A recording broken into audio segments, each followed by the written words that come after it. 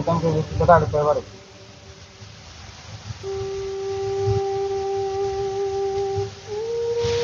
ବୁଧ मोर जीवन रे खुशी बोलबा जिनिस ଟିକେ ବି ନାଇଁ ମୁଇଁ ଟିକେ ବି ଖୁସିରେ ରହି ନାଇଁ ପାରବାର ମୁଁ କେନ୍ତା କରିଲେ ଖୁସିରେ ରହିବି ମୋ ଖୁସି ଉପାୟ ଦିଅ। ତମେ ପାଣି ଗୋଟେ ଗ୍ଲାସ ଆଣି ପାରବ? ହଁ ସେ ପଛରେ ଗ୍ଲାସ ଅଛେ, ପାଣି ଗୋଟେ ଗ୍ଲାସ ଆଣିକିନା ଆସ, ତାପରେ ମୁଇଁ ତମକୁ କହୁଛି। ହଁ।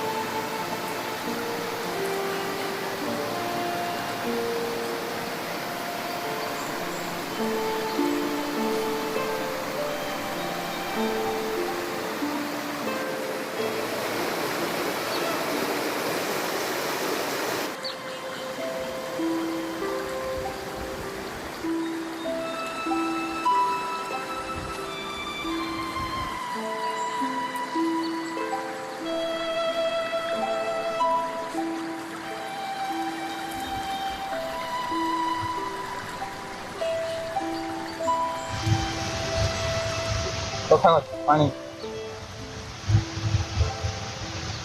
ଦେଖ ସେ ପାଣି କେତେ ଓଜନ ଥିବ? ପାଣି ଅଧା ଲିଟର ଯଦି ଇ ପାଣିକେ ତମେ ଖନେକ ବି ଲାଗି ଧରବ ବେଲେ ତମର ହାତ ଦୁଖବା। ଅନେକ ବେଲ ଧରଲେ ଏଠି କିଛି ନାଇଁ ଲାଗେ। ଆଉ ଯଦି ମୁଇଁ କହିବି ଇଟାକେ ତମେ ଦିନ ସାରା ଧରବ ବେଲେ ହାତ ଦୁଖବା? ଦିନ ସାରା ଧରଲେ ହାତ ନାଇଁ ଉଠେ।